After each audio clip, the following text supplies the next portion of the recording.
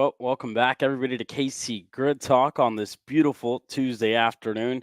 Coming off a great weekend at the Mark Harrison Memorial 200, and we're here to talk about that here tonight and to recap that event that just closed down and to preview the biggest race in North America to date, with over 620 drivers that are getting set to take the green flag at Newcastle Motorsports Park later on this weekend. As always, my name is Keel Vieska, joining me here tonight. Unfortunately, there's no Alexander Searle. He's behind the scenes.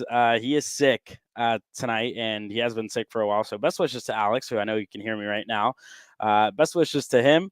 But Emery Lida, my co-host, is joining us here today. Emery, good for you to be here tonight, or else I would have been alone. But good for you to be here tonight. And you were at the Mark Harrison Memorial 200. So talk to me a little bit about what it was like for you guys behind the scenes, and what the event was like on its first race back.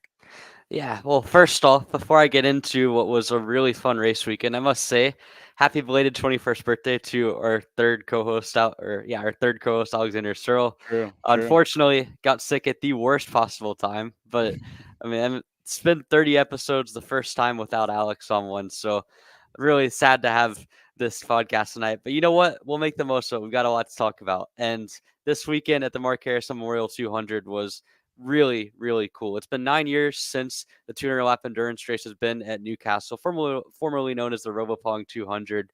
And this year, the field size wasn't what it's been in years past, but the quality of the field, the excitement of the race absolutely brought it back. And it was a really fun race to watch, really, even from Saturday, and seeing the practice, seeing the single or the 3 lap average qualifying was unique. It was fun. And then obviously when you have a mix in strategies, you have driver changes, pit stops in a kart race, that alone makes it intriguing. Add in some storylines that took place all the way down to the last 5 laps with Chase Jones having a heartbreaking retirement, Paulie Massimino and Brendan Jarstrak having a dominant performance, and then Max Weiland and Andy Rule putting themselves up on the podium with a phenomenal drive to come from the mid part of the top 10 up to second at the checkered flags. There was a lot to talk about, a lot of exciting racing, and I'm excited to dive deeper into it.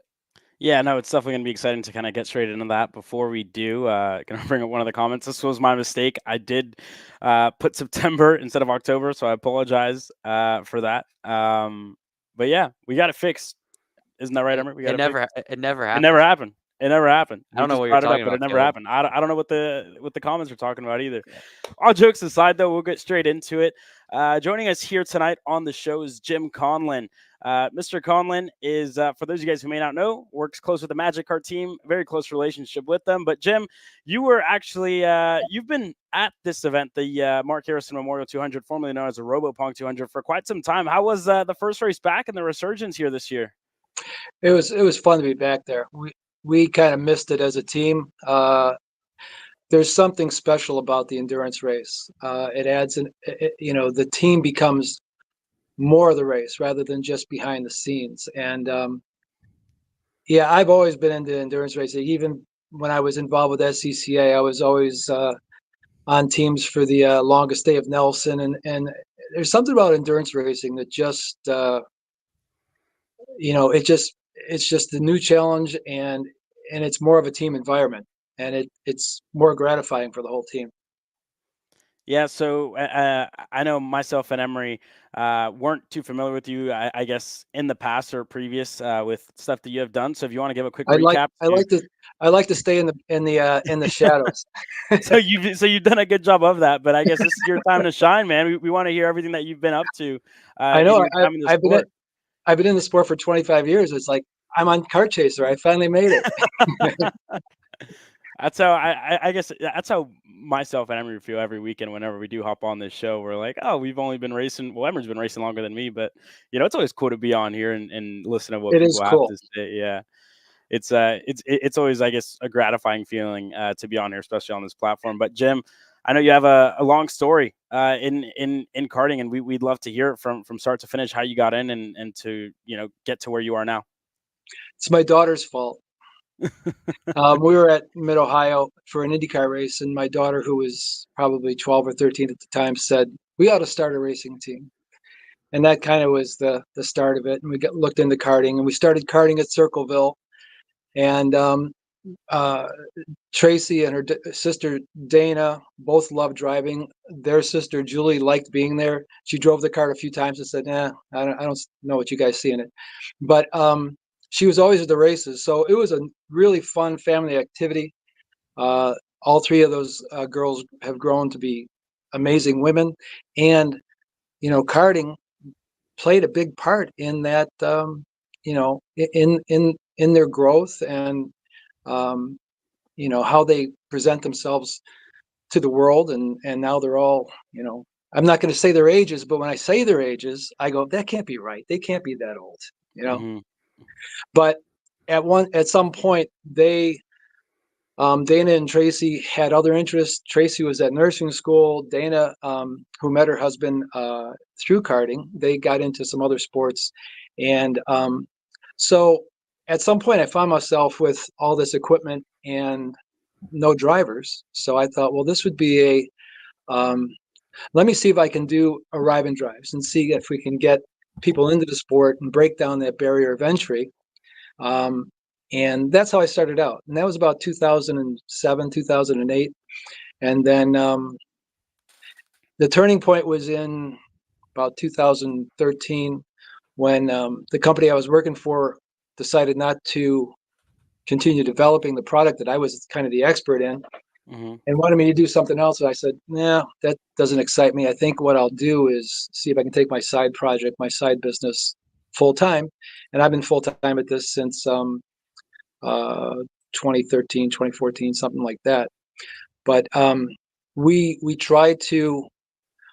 I've never had aspirations to be one of the national teams. I enjoy working with Magik, um, but for myself, my whole business plan has always been to help new people get into the sport. And there's been so many times we've seen people come into the sport excited and buying all the equipment. And in a couple years, once they see how hard it is and how weird it is, um, they end up selling their stuff and you never see them again.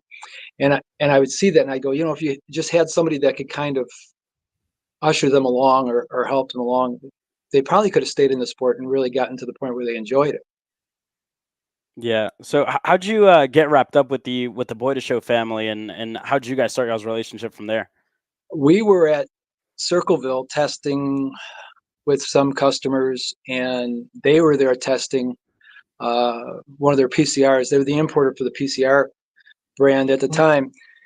And we just got to talking, and Chaba, Rob's dad, I'm sorry, yeah, Robbie's dad, I guess he kind of liked how I treated my customers, and maybe, saw how I wasn't afraid to work hard for people.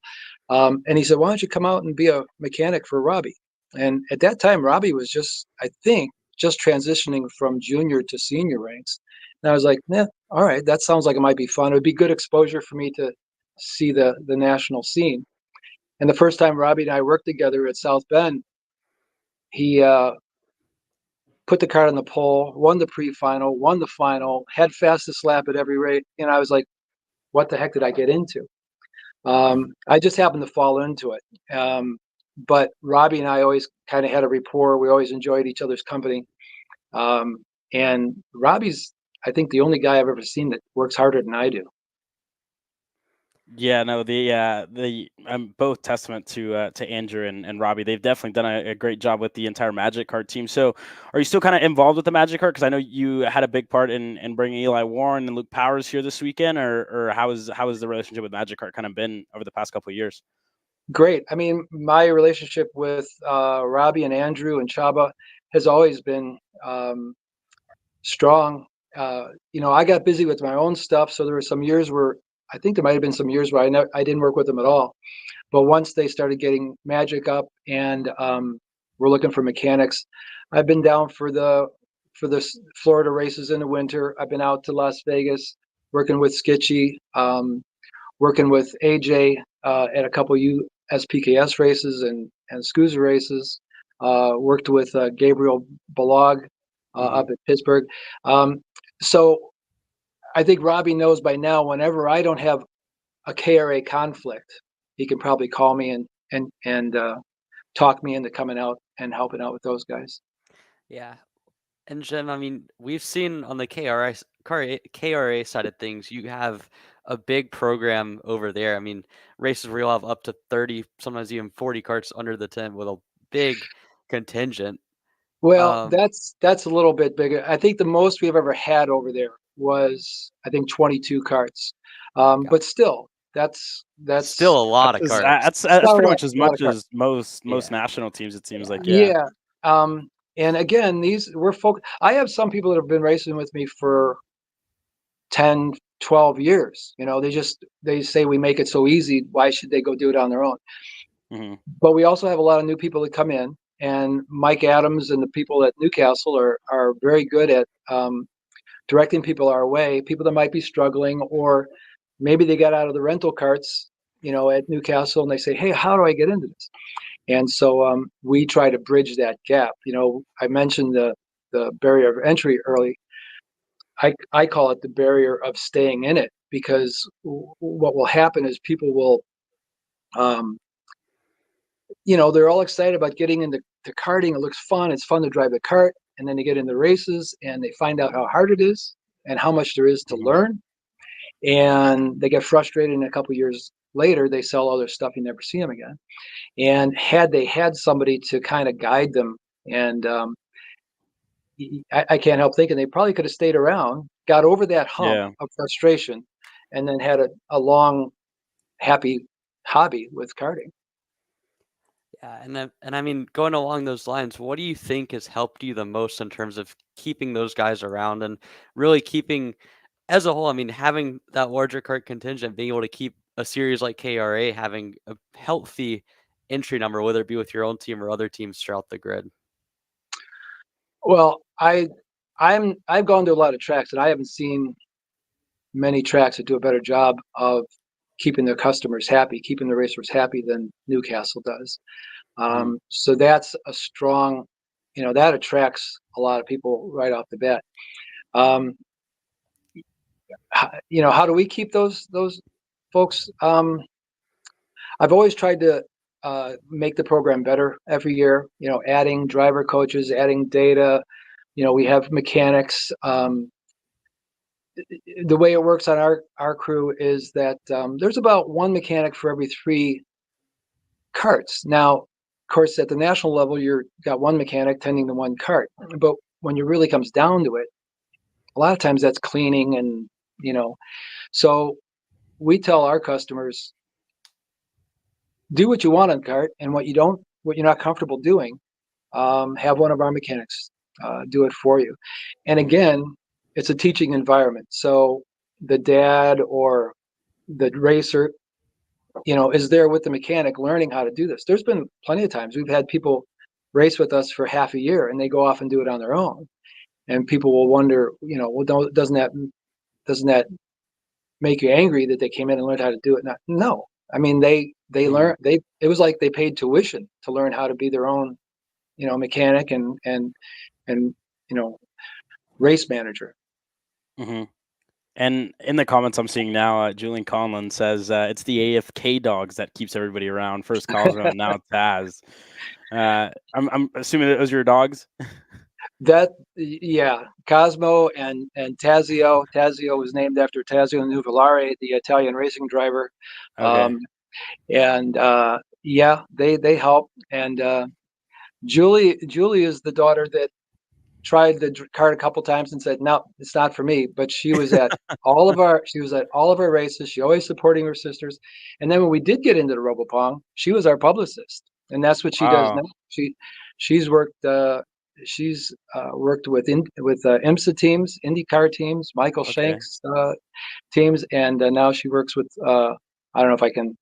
She worked with a major tire brand that serves the karting industry.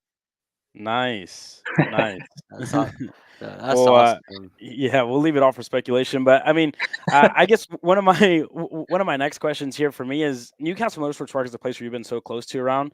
Talk to me a little about what RoboPong was like, back in the day in the 2014, 2013 era, because it seemed like it was a pretty big event. Yeah, it had. it had grown really substantially since the first one in 2004. We weren't involved with that one, but we were in 2005, and each one after that, I think we had a team, um, and each year it was more and more and more. Um, Mhm. by my recollection, the most teams ever entered, it's around 2012 maybe, and there was 104 teams, and Wow. they started 80. So they Yeah. even had a consolation race for the last, I think, 10 spots or something like that. And so, there was 24 teams that had to go home. 24 Wow. teams, 48 drivers, 48, 50 drivers that, couldn't race in the big race. There was one year that they had 84 teams, and to his credit, Mark Dismore Sr. said, "We're not sending four Mhm. teams home. We'll start 84." So that was the Wow. biggest green flag. Yeah. So what do you think made people so intrigued and so interested in coming up and running a 200-mile race at Newcastle every year? Um, I don't know. I remember asking myself that question every time we were about to do it, because there's so much work, there's so much planning. It's expensive to run that race, to Yeah. do it, the way the top teams do it. Um, but man, it's like I was saying earlier, it's just, there's an allure about doing an endurance race where you have to have, you know, the drivers, have to be kind of the same size, and they have to be good teammates. And this year in particular, fuel strategy became huge. There's always some aspect to the races that involve strategy and the preparation and the pit stops. It's your chance to do all these other disciplines that you really don't get to do, even Mhm. when you're racing at the national level with SCUSA or USPKS or stars. Yeah. Yeah, correct. And you see here Robbie kind of talking about the dynamic. It's so much more involved compared So to much what a more sprint involved. race. Yeah. Yeah. Yeah. And again, this past weekend, you guys did a lot of planning, because one of the biggest things that I think you guys opted to go from a 3-stop to a 2-stop, if I'm not mistaken, and y'all's pit stops were a little different than everybody else's. What went into all that? I guess first with the 2-stopper. Well, we didn't think it could be a two stopper. We Hmm. had convinced ourselves that it couldn't, because we had done some testing 2 weeks before. Jacob Petticourt, who usually drives the kart that was number 32 this weekend, he drives that in the KRA, second in the championship. So well done, Jacob. But he did our initial testing for us, and the numbers we got, it was like, oh man, you got to be a magician to make this happen on two stops. And even Friday and Saturday, we brought in a crew member named Andrew Weir, who is just a genius on this fuel management stuff. And all Hmm. day Friday, we were getting the same numbers as we got when we tested with Jacob 2 weeks earlier. I was like, there's no way. But in that first stint, once we saw the consumption rate of the actual race and driving in the draft and whatever elements are involved with that, the numbers were much better. So our strength was Andrew being able to identify, hey guys, stuff has changed here. These are the numbers now we have to pit and try and stretch it out. And for our team, it was complicated because we couldn't just go to lap 66 or whatever. We had two cars out there, two carts out there. So somebody was going to have to stop early, and it was the 32. And that's why you saw Eli weaving on the final lap, because that cart came in dry. There was Wow. nothing in the line at the podium. Yeah. And so how much do you think having the draft off of Jackson Woney on that last stint helped him in that sense? If we didn't, um, if the timing wasn't right and we didn't have anybody to draft with, Eli would have run out of fuel on 198, 197. It was huge. Wow.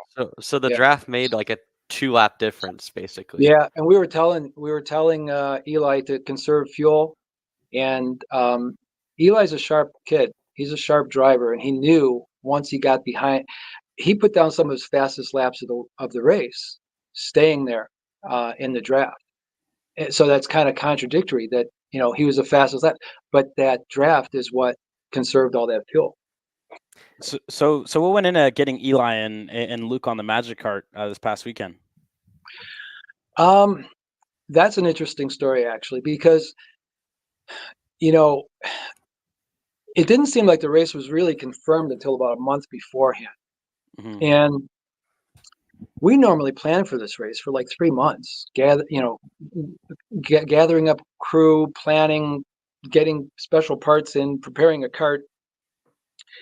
And when it finally was confirmed that it was going to happen, I was like, I mean, there's so much. I'm trying to run a business here, you know, and Yeah. there's so much time and so much effort that goes into preparing for this event. It was like, man, we could take someone's money and do a really good job and help them run mid pack. And I'm not thinking about anybody in particular. I'm just saying, from a business standpoint, I could say we could do this and we'll do a good job with these folks and they'll have a good time. But after 2014, having come so close, I was really having trouble working up the enthusiasm to even do the event. Even though I had a loyalty to Newcastle and to this event, it was like, oh man, do I want to go through all of this? Mm-hmm. But then Keith Warren came up to me and he said, he was the one that actually approached me. And the team of Eli Warren and Luke Powers, that got my attention. Mm-hmm. And so we got to talking. Originally, I think Keith and Luke's dad, Jake, were thinking they'd like to do it in one of their karts. And I thought about it, but then after that was the KRA weekend. I forget which one. It was like 3 weeks ago. 3 weeks Mm-hmm. ago. And after I thought about it, I called Keith and I said, if I'm going to do this, I need to prepare the kart. And if I'm going to prepare the kart, since I'm a Magik dealer, it's going to have to be a Magik kart. And so we worked out a deal, and they were happy with that, and I was happy with that because then I knew I'd be arriving at the track with what we knew was going to be a good weapon, Mm-hmm. And yeah, they didn't disappoint, boy. And so what was interesting is I called Robbie after that, and I said, because Robbie wasn't planning on running this race either, I don't Yeah. think, you know. And I called him and I said, Eli Warren and Luke Powers, we need to think about this, and we both decided there's unfinished business here. That Mm-hmm. that that failure with 10 laps to go in 2014, that still hurts both of us, So Yeah. it was like, let's go back here and see if we can set the record straight.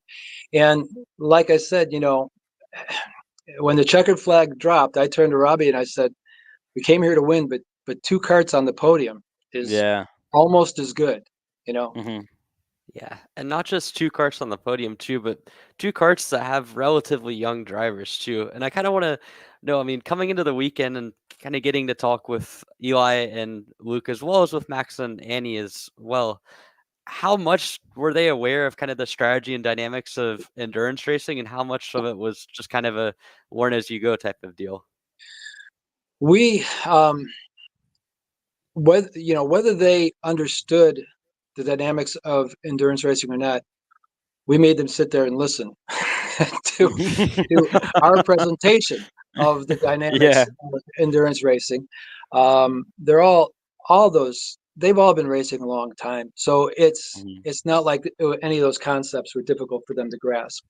The main thing I like to tell drivers is, if you've got, when you're running a pre-final or a final in USPKS, you know, you take every move you can make. You know, even with a low percentage of it working out. Mm-hmm. In endurance racing, especially when there's only 20 karts on the track, in endurance racing, you can't make a move that's like, I hope this works. You have to know it's going to work. I mean, Mm-hmm. look what happened to Alston Oles early in the race. Yeah. It was just a confusion going in the red corner, and he could have easily, bent that cart, or it could have been worse. And it was Mm-hmm. just I can't remember who was moving where. I kind of have an idea of what the three cars were, but somebody was impatient, and that's what gets you into trouble in endurance racing. Yeah, absolutely. And so shifting gears a little bit, another thing that I'm almost positive none of them had gone through was live action pit stops. And you guys had a unique strategy where you guys, I believe, were the only team, at least of the teams in the top 8 to 10, that opted to use a jack instead of a stand. Talk to me about kind of the strategy behind that, and if that was something that you had done in the previous iterations of RoboPong back pre 2015. Well, that decision was helped by the fact that the 33 cart was like 900 pounds. Annie and Max weigh like 50 pounds together. I don't know, um, Oh man. but so Yeah. I don't think anybody was looking forward to lifting that cart. But no, even back in Yeah. 2014, 2015, we believed that those couple seconds to get the cart up on the stand and those couple seconds to get it down on the ground were valuable. You have driver out there scrounging for tenths, to get, to move up, and then we throw away 4 seconds by lifting the cart up.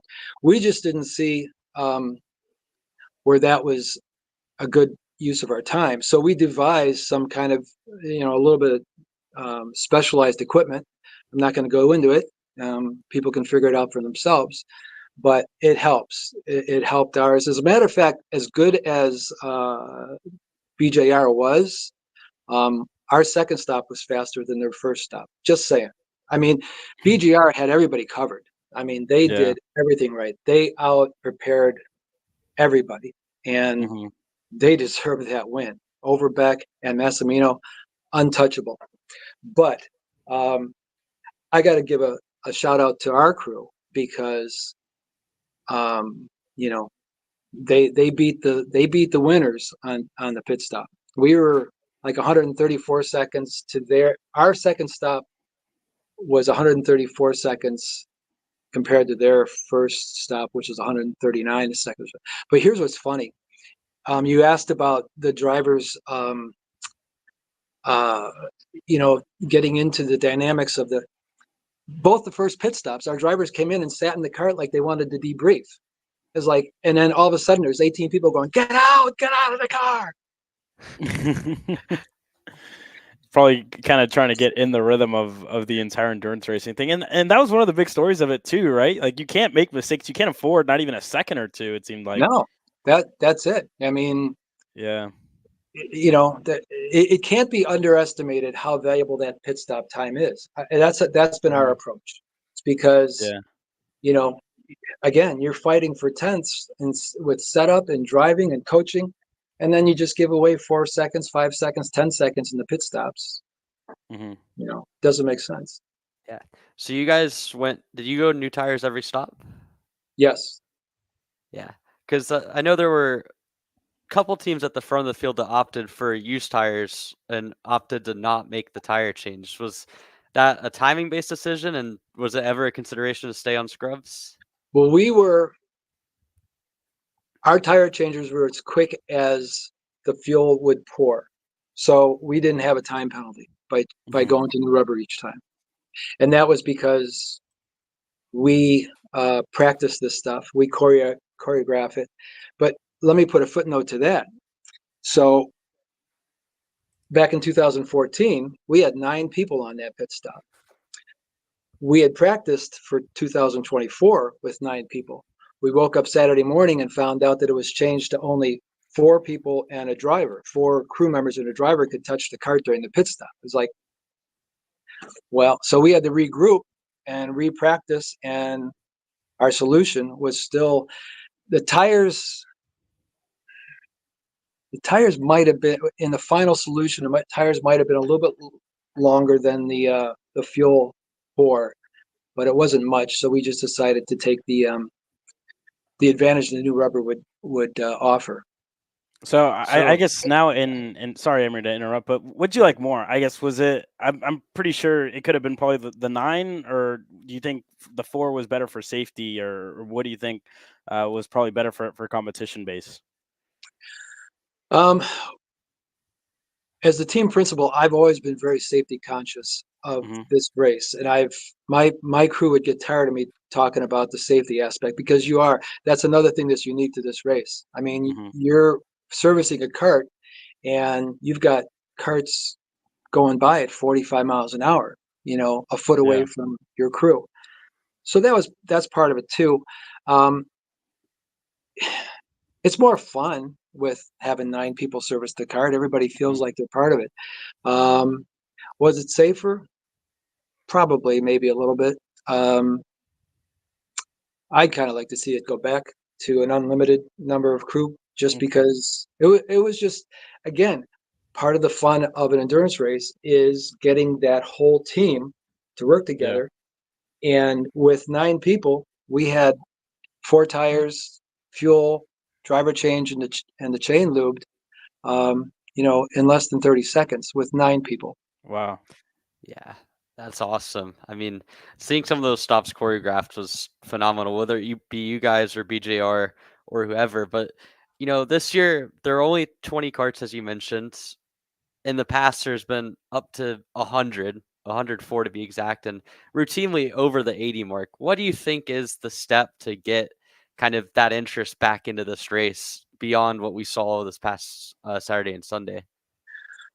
I think the growth will probably be bigger this time around when they build this one because of Kart Chaser covering it. Everybody's seeing how cool it was. Back then, we had we had Speed TV. Remember them? We had Yeah. Speed TV come in one time and do it, but they compressed a 4-hour race down into, I don't know, half an hour or an hour or something, and it was cool. We all felt special, but you know, there's going to be a lot of people that see the Kart Chaser coverage um, and go, that looks cool. I'd like to try that. And there's going to be some clever people out there that go, I bet I can do it better. And, Hmm. maybe they can. Yeah, Yeah. No. that's 100%. Like seeing this weekend, I guess from the broadcast perspective, and I guess knowing the pedigree and the prestige of this event back 10 plus years ago, to kind of have it back was a weirdly nostalgic feeling. But I think once we got into the actual race, and I mean, we were talking about this pre-pod, Jim, about kind of how um, kind of enthralling endurance racing can be, and on a personal level, and I don't know what Caleb kind of saw from the outside, but I really Hmm. felt like this was probably the most engaging, interesting race of the year, just for the sheer novelty Yeah. of having pit stops, having that live action. Yeah, it's cool. I mean, we've done some other endurance races pop up at different tracks. We've done several of them at Circleville when it was open. They're all fun. They're all fun as heck, man, because again, you're just trying to outsmart the next team. You're Hmm. trying to out prepare them, out strategize them. You read the rules really closely to see what Hmm. loopholes you can exploit. Um, so um, it's just a real fun type of type of racing. I think Yeah. I don't think you could make a series out of it. I think it'd just be too grueling Hmm. on everyone, but once a year, especially at the end of the year, um, it's kind of something that everybody can kind of look forward to. The other thing that the old Overpungs had that this one will, the Mark Harrison 200 will, I'm sure, is more IndyCar drivers Yeah. because you know when we were having 80 car 60 80 car fields, we'd have 12 IndyCar drivers teamed on teams and stuff, and those guys were really into it. And I'm sure Mike Adams is clever enough to schedule this thing on an off weekend from IndyCar racing. Hmm. So that's their roots. They have a lot of fun coming. I mean, just Yeah. watching Joseph Newgarden and Will Power this past weekend, you could tell they were happy to be back home. Yeah, I actually got to speak with Joseph. I think obviously not this past weekend, but the weekend before that for the USPKS final race, and he was saying that he was excited, and he was telling me a little bit about the event of what it used to be, and he was like, "Man, I'm so happy it's back, and this is a race that I want to do." And I think it was the same thing with Will. Kevin Simpson was there. Mhm. A lot of the USF guys, Braden Eves returned, and it was just cool to see all that star power kind of get out there and see as well some karters kind of get to drive. I know Max was head over heels getting to drive with all those guys this past Yeah, weekend. yeah, and he beat him. Yeah, he did. He finished second. So I think by the calculations here, Max could have uh, a good number of Indy 500s on his name if he keeps going Could the way be. he's going with beating It, Will Power and Joseph Newgarden this past weekend. it doesn't help to show up on those guys' radars, right? Even Yeah. even in this way. But like Scott Dixon, he always did it. Dan Mhm. Weldon did it. Matter of fact, one year Comet asked us to field a cart for Dan's brother, who was his brother Mhm. Elliot, who was visiting from England. And Elliot was over here with a friend of his named Jason Wolf, and we said, sure, we'll do it, no problem. And we were flattered and really like amped up that Dan Walden would want us to prep a car for his brother. And so Julie, who commented earlier, was doing our PR, and so we wanted to get some information on Elliot so we could, send it to. At that time, e-karting news was the only outlet, and Mhm. so Dan's publicist got back to us and said, "Oh yeah, Elliot's accomplished in many forms of motorsports and you know." Years of karting experience, and it's like, oh good, okay, well we didn't know. Okay, Mhm. the moment Elliot got in that cart, we could tell he'd never driven a cart before in his life. Now, that was Dan's sense of humor, was to say, yeah, but his buddy Jason Wolf, who was, I Mhm. think, a British Formula 3 champion or Formula 2 champion, he was fast. But that was a little practical joke that Dan played on us. But I think the IndyCar drivers, especially the new crop of IndyCar drivers, guys that were in karts not too long ago, are Mhm. going to be eager to come back and show that they still have it. Yeah, no, Yeah, Jacob Abel was back. Go ahead, Emery. I was gonna say, how'd that team end up? I don't remember. I think I might have blocked it out of my memory. on purpose for sure ahead of Yeah, me. No, Jason, not quite to. Jason, Jason was blindingly fast. Elliot was a great guy. He was a really great guy to have around and everything. Mhm. But he needed a couple more years of experience driving any kart anywhere before he got into the Robopong again. Yeah. Not quite the Robbie and He Andrew team, he, or he Max and wasn't Andy. he wasn't polished. No. Yeah, no, for sure. Well, this leaves us off in a really good spot to take our first commercial break of the night. When we come back, Jim, as you know, we're gonna preview a little bit of 206 and your experience as well in 206. So, quick commercial break. We'll be right back here in a couple of moments. So you finally want to get behind the wheel, huh? Yeah, I've been shooting for 3 years and I've never got to drive. Well, you're going to need some more gear than just your helmet. Why don't you go to shopakr.com. They got their inventory online and they'll ship it the same day if you order before 5:30 p.m. Eastern. They got shoes, Yep. gloves, Yep. rib protectors. Got those too. Can they make me go fast? No. Here at Acceleration Kart Racing, we've got everything you need to get on track. What happens next? Well, that's on you. Check us out online at shopakr.com. Well, welcome back here to the show, everybody. And as you guys know, Shop AKR, our title sponsor of Kart Chaser and our main sponsor, and as well here in the past two episodes, we've had a good partnership with two new of our partners, DPK Americas and PitFit. On my side, DPK Americas, a great team to have on here with us. They are looking to bridge the gap from Europe over here to the U.S. and try and grow a good relationship between the DPK team overseas and the DPK team here in the U.S. And I know Emery has some stuff to say about PitFit as well.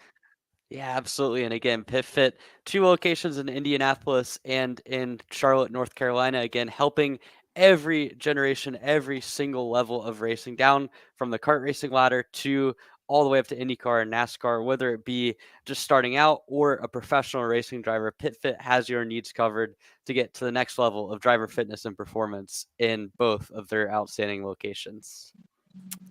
Well, with that being said, here, Jim, I won't say welcome back, but I guess we're on the second half of this show now. We are, I guess, getting closer and closer to the big event later on this weekend. And I know you have a lot of experience with the 206 package, firstly. And again, a huge shout out to everybody who's listening on, driving to CKNA, the Grand Nationals this week. And again, our best wishes goes out to everybody from Florida. We know the Hurricane Milton is approaching, and we hope that everybody stays safe, and we send our best wishes from all of us here at Kart Chaser to those of you guys watching on at home, and for our fellow Floridian karters. But actually, Jim, let's talk 206 here a little bit, because I know you've had a good, you've kind of done a lot to the growth of that package in the Midwest. Well, I don't know about the Midwest, but I will take credit for encouraging Newcastle to switch from clones to 206 around 2014. I can remember there was a weekend in September of 2013 where we were running clones at Newcastle, and I never saw a kart on the track all weekend because I was in the trailer fixing engines, fixing these clones that kept blowing up. And I went into Mike Adams. I said, this clone thing isn't fitting my business model anymore. If I brought, 8 guys with LO206s here, would you, let us race? Would you form a class? And Mike, he said, well, you bring 8 of anything, we'll find a class for you. So, and then when I went to buy some, the nearest dealer was 150 miles away. And I'm like, oh, wait a second, I'm a kart shop. I could be a dealer. So I've been a dealer since 2014. There's been a lot of, I've been in the sport for 25 years. I know there's people in your audience watching right now that have been in the sport longer than that. And I'm sure they heard what I heard, which is, oh, this next thing is what's going to revolutionize karting in America. And it doesn't until the 206 came up. And this became, only Briggs had the backbone, I think, to, come up with their own rule set, offer these engines, build these engines, make them as close as they are, so that for someone that's starting new, when you take away the idea that somebody else has a killer engine and your engine, you take the engine out of the equation, now they have to work on themselves. Now they have to learn how to tune the chassis. And that's exactly where people coming into the sport need to be. They can't be worrying about, I got to get better valve springs. I've got to, I need the new muffler. I need the new pipe, which is, what we ran into with the clones. So, I look back over the last 10 years and it's changed, it's changed karting for the better massively. And now, you look at the CKNA Grand Finals and the draw that place has. It's the only revolution that I've ever seen in my years in karting. Yeah, and I guess it continues to change. Like you said, people are only focusing on one thing, and that brings us right into this next point that we have here with the Out of the Box Challenge presented by Briggs and Stratton. It's just engines straight out of the box, and it's going to be seniors that go in and race it. What are your thoughts about this, Jim? I'm sure you've kind of heard about the Out of the Box Challenge a little bit. What are your thoughts about this new concept of it? Because I feel like people have talked about this for quite some time already. This concept was announced, I think, shortly after my team, again, we tend to be more of a club team. And I didn't have any people none of my clients were like clamoring to go do the Grand Nationals, maybe 1 or 2. And that's really not enough for me to bring my whole thing there. So I kind of said, okay, I have an off weekend, I'll do something with my sweetie. But they announced this thing, and I'm like, now I'm kind of sorry I'm not going to be there, because that's kind of a cool thing. And one of our crew members, one of our driver coaches, as soon as that was announced, Tyler Prestel, texted me and said, this is right up your alley. And I said, I know, but maybe next year. That's a cool concept. Here you go. And, I forget exactly all the rules. They all sounded all the rules were appealing to me. The first one done got first pick on, there were rewards right along the way as Yeah. far as getting that thing built and ready. And it's a cool idea. It's a cool idea. And like I said, it's a little bit too late for me, already starting to think about next year. Yeah, no, for sure, and I think they also released the entry to that. If you guys want to pull that up here as well, really quick, this is the privateers that are actually running that race. It looked like Adam Maxwell, Clay Settles, Ben Gaunt, and the list goes on and on and on. And as well, the manufacturers have their main pick. Sody hasn't decided. Cole Nelson with Invader. Eli Fox looked like with New Gen. James Overbeck. CRG hasn't announced, and Gold Kart hasn't announced either. But I think that's pretty cool. How have you kind of seen the growth of this package kind of grow in the past years, and how has that helped your business out as well? Because I know you're focused with the grassroots side of things.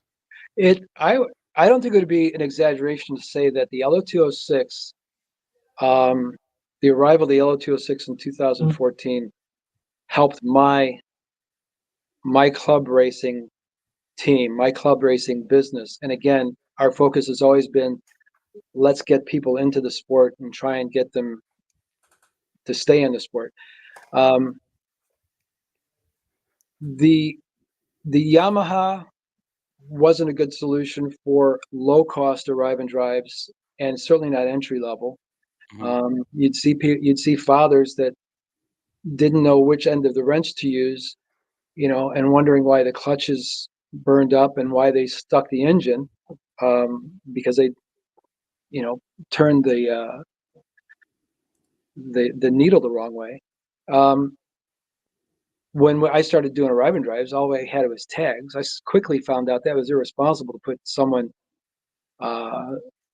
even somebody just wanted to try karting, that was irresponsible to put them out there in a tag. The clones kept blowing up. And so as far as I'm concerned, the Briggs formula coming in is what helped me build my business to the point where, like we said, we have 18 to 20 to 22 carts for a K area weekend, that we're helping people get on the track and get better. And when they're ready to go beyond that, we turn them on to people that are at the national level. I'm happy to funnel these folks to Robbie over at Magik. But there's a number of folks I watch at the national level. I go, yeah, I know that. Matter of fact, Eli Warren, I think the first time they brought their equipment out, I remember Keith, Eli's dad, coming over and saying, hey, we're new to this. I don't know what we're doing. That's not a dig. I mean, I think those were his exact words. Eli was very young. I think he was in a cadet. And they pitted with us a few times. And obviously quick learners. They're very quick learners, that family. And, look what Eli has done. Matter of fact, the first time Eli was at Newcastle, at least with us, it was in practice, and he got monster trucked by another cart. Wow. It broke the carburetor off, and the cart started on fire. So you could say that Eli's had a baptism by fire, when he was first started out. Anything after that, anytime he comes off the track and his cart's not on fire, that's a good day. It's a good sign, yeah. Yeah. Yeah, that's also kind of crazy to think that stuff could catch on fire like that. I just had my first flip, and I felt that was probably my baptism for me getting into karting. I know Emery's probably been through everything in Through a karting. fence. Yeah. I think that's the only time we've had a cart catch on fire. But the way the cart got on top of his engine, I think broke the fuel line off, the nipple off the carburetor, and then there was fuel still being pumped out of the fuel pump until the crank case stopped turning, until the crank stopped turning. Yeah. So, I mean, you've obviously seen 206. Even back in 2014, you had a very kind of faithful contingent of grassroots level. But since CKNA started the Grand Nationals program, since we've seen kind of the national development of it, what do you think has led to not only the grassroots local scene, but also having an event with 600 people showing up to race 206s beyond just kind of the club scene, which we've obviously seen the growth in many different places over the last decade? I think it's kind of like Woodstock for gearheads. They have 600 people there. There's not 600 people planning on winning. Sorry to say. There's 600 people planning to have a really good time with their friends. And so, you've got all these 206s dispersed out there. You brought in a whole lot of people into the sport. Naturally, you're going to have the people that are confident and competitive all want to gather in one place and see who's the best. And that doesn't even mean that, like I said, they don't necessarily have to believe that they're going to be the one. It'd be nice, somewhere there's a little voice inside you somewhere going, maybe if everything goes right, we can. But there's nothing wrong with everyone gathering in one place to have kind of a celebration of, 9 horsepower. Yeah. Yeah. And so I guess when you kind of compare the KRA scene that you guys and other races that you go to where you'll have 20 guys that are working with you, I mean, do you think that it would be possible to have a contingent like that without 206? Like, and I guess as well on an extension of that on the national level, outside of say Supernats, is there any other engine package that you think has the capability of being 206 level when it comes to intrigue and overall depth of interest? No, I mean, I had an eye on that Tillotson engine that was introduced a few years back. That had potential, but I'm not sure anyone but Briggs has the resources to make these engines, so have the parity so close on these engines. Because if they have an engine that through manufacturing variances is outside the parameters that could make it an LO206, they just make it an animal engine. They just divert it over to a different part of their motorsports program. You know,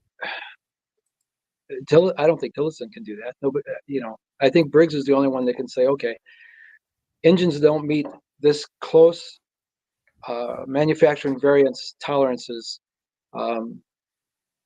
can be an LO206, and if they're not, they go someplace else.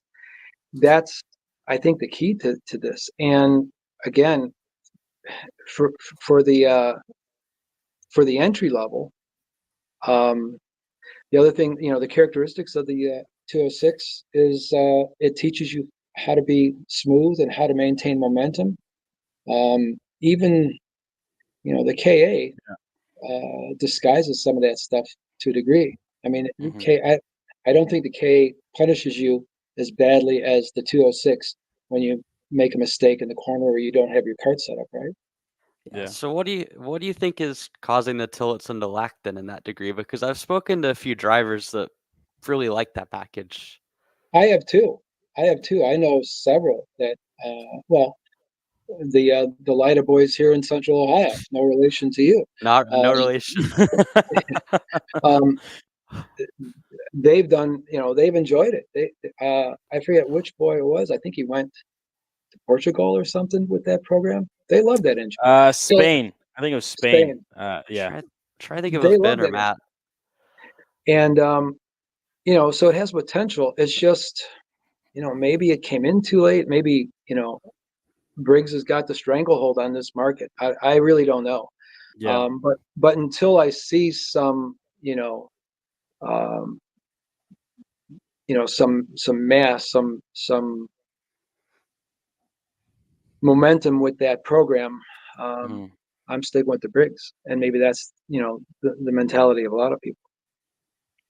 Yeah, and I think also at the beginning of that package, if I'm not mistaken, I think after 12 hours, the piston would kind of shoot out of the back of the thing. Correct me if I'm wrong here, Jim.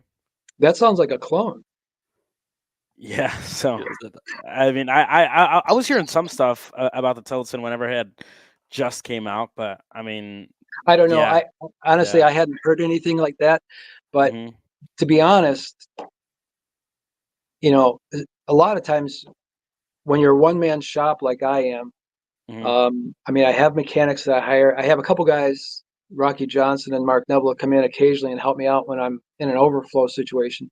But mainly, it's a one man operation here.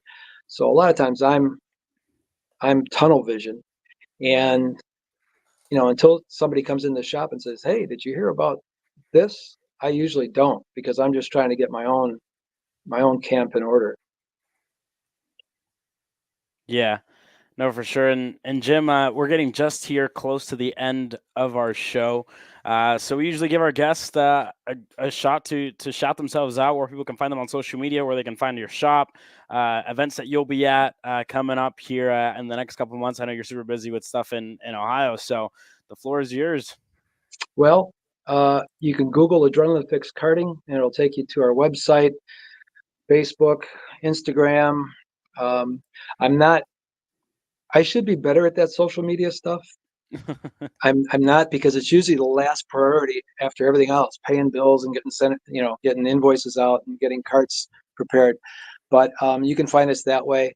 Um, and we won't be at the grand finals. I'm going to be watching it on Kart Chaser. Right. But we are planning on bringing some folks down to Sean's place down in Motorsports Country Club of Cincinnati for their final doubleheader weekend. That'll be fun, and then we'll be back at the KRA 14, the last race on the Newcastle Club um, schedule. And just a shout out to Newcastle again. Man, we we didn't really kind of set out to make Newcastle our home track, but once Mhm. we got there, I mean, it's 2 hours from Columbus, Ohio, and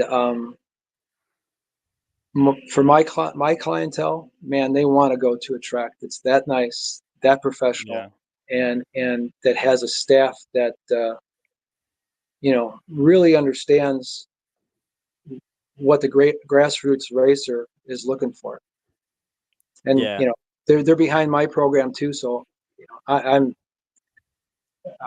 there I'm there for good. Yeah, well, that's great to hear, Jim. For myself, Emery, and Alex, we thank you so much for coming on the show and taking time out of your night. We I appreciate it. I'm happy to do it. And I was surprised when I got word that you guys were interested. It's like, wow, okay. No, I'm no, I'm I'm we always definitely happy to were. I'm always happy to be kind of like in the background doing my stuff. And here I am in the program. But it's been fun, and uh, I always watch you guys. It might not be live. I watch it the next day in the shop, and Nice. that's how I do keep up on a lot of this stuff. Well, we That's appreciate that. awesome. That means a Yeah. lot to the three of us. But yeah, Jim, we thank you so much for having you on. Wish you a good night. Thank you. You too. Thank you, Jim. Well, there you guys have it from Jen Conlin. Myself and Emery are going to give a quick little preview to the CKNA Grand Nationals after this quick commercial break. Brandon, why are there all these charges for just over $200 from Acceleration Kart Racing's website? That's because AKR gives you free shipping on orders of $200 or more within the continental US. Okay, but I thought you were just getting a pair of gloves. That's what, 70 bucks? But if I'm getting a new pair of gloves, I might as well get a new pair of shoes to match. And then on top of that, I'll get a neck brace, because with the shipping, it's basically free. Yeah, I do not think the math checks out on that. Everything you need, all in one place and shipped to your door for free for orders of $200 or more. Exclusions apply. Spend responsibly. Shop AKR.com. Well, that was a great conversation there with Jim Conlin that we just had, Emery, and that's a man who's put in a lot of work to grassroots efforts across the Midwest. So that was really good to hear from him, and I know we definitely got some cool stuff out of that we'll be using later on this week. Yeah, no, absolutely. I mean, whether it be the endurance race talk or the 206 talk, I mean, there's very few people that have, I guess, the plethora of experience that Jim has on the karting paddock. And I mean, this was a very good educational experience. And it was also fun to kind of pick his brain a bit on both two sides of things that honestly we haven't covered a lot of. And we probably Yeah, should continue to cover more because, like I mentioned at the very start of the show, I mean, having the Mark Harrison Memorial 200 was absolutely phenomenal. And having the biggest race in the US this year in terms of a number standpoint in this week on the 206 platform with CKNA, I mean, there is a lot of really cool stuff that happens in those two different Yeah. phases of kart racing. I'm excited, man. I have my In Dave Mack We Trust shirt on. I've been wearing it all day, getting ready for this event. I was This wondering when it weekend. was going to come up during the show. I was holding it in, dude. But shout out to Mr. Dave Mack, who I'm sure is watching on or is going to watch on tomorrow on his way to Newcastle Motorsports Park. A shout out to Greg Jasperson, who's going to join us next week for the show. But some cool stuff is up this weekend. Emma, we talked about the Out of the Box Challenge a little bit. A couple of drivers and privateers that are getting in the mix of that. But there's also another one that was almost like I don't know if you want to compare it to you can compare it a little bit to a frat party or whatever, where it's like invite only. The Senior Showdown is getting set to go green this weekend at Newcastle Motorsports Park. And we'll pull up that graphic here for you guys. The Battle of the Greats, the Senior Showdown. Voting is open already at Cup Karts North America's Facebook. So go and vote for whoever you want to vote into the show. I think they provided the list of drivers. I've gotten text upon text about who to vote for. Some of the guys that even are in our crew, some friends as well that are racing. I kind of decided today that I'm not voting for anybody because of the amount of guys that are in our crew that are racing, and for close friends that I have that are racing. So I'm just not voting, period. If I were to vote somebody, it's for the guy who's in behind the scenes. It's Alexander Searle. Yeah, I was gonna say you missed the memo that I put out earlier today that we are going to fly Alex somehow, some way. He might be absolutely sick. He might not have a cart. He might not have his equipment, but he's gonna win the fan vote somehow, some way, even if he's not entered. But no, I'm excited to see this. As many votes as I was able to get for the K shootout at IME Grands, I have a feeling whoever wins this is going to knock that number out of the water. And it doesn't have anything to do with my fans. Like I said, I really appreciate everyone who voted me back then. But yeah, the excitement around this race, the amount of passion in the paddock. I mean, if I was in that fan vote, I feel like I'd probably finish like 20th. So it'll be as much fun to watch the on-track action as it will be to watch the Facebook action this week. Yeah, it's definitely. I think it's already getting gnarly. I've gotten put into a couple of groups of people. Bryce Frank Racing, part of our crew. We've got Bryce Frank out here doing live campaign messages on the show. So I'm not endorsing or denying that message, but hey, if someone else wants to pitch their campaign idea, you guys have a few minutes here on Grid Talk. Yeah, if you'd like to endorse yourself, we'll pop it up for all of 10 seconds, and then that's all you get. That's all you got for those of you guys watching. And the list was provided, the race format as well, which obviously it's more to come later on this week. It's a true all-star race. We're super excited for it. That's how it's going to go. 10-minute the race format, 8-minute practice session, 10-minute break, pill draw down on the showdown heat races. And then again, we're not going to go into too much specifics. You can find this all on CKNA's Facebook, and then a field up to 24 greats. This is the drivers that are racing: Colin Warren, Hudson Brown, Owen Lloyd, Brady Atwood, Kel Zimmerman. I think that's Michael Poirier, if I'm reading that right. It's small on my computer. So Nick Zobiak, and the list goes on and on and on, as well as the 7 past Grand National champions. Mark Steele is going to get in the mix. Adam Maxwell is going to be in there. McKeithen, Chris Carroll, and then you have your promoters pick, your fan vote pick, and there's one more pick as well. One spot available for the Facebook fan vote, and then one spot available for the charity silent auction. So it's going to be great. It's going to be a great event. 620 drivers are already headed their way and already driving to Newcastle Motorsports Park for this weekend's event. Emery, we usually, I guess, don't do picks, but if you want to pick for senior medium, who do you think has looked strong this year so far, and who do you think would be your favorite coming into this one? Man, I mean, there's any number of names. You could basically draw 30 names out of a hat and feel like each of them has a realistic shot. I mean, you have guys from the 2-cycles world. You have Austin Olds, you have Paulie Massimino, you've got Brandon Jarsicrack back again. James Overbeck, kind of a 206 OG that has turned into a Yeah. 2-cycle superstar this year. You've got our very own Jerry Fandry.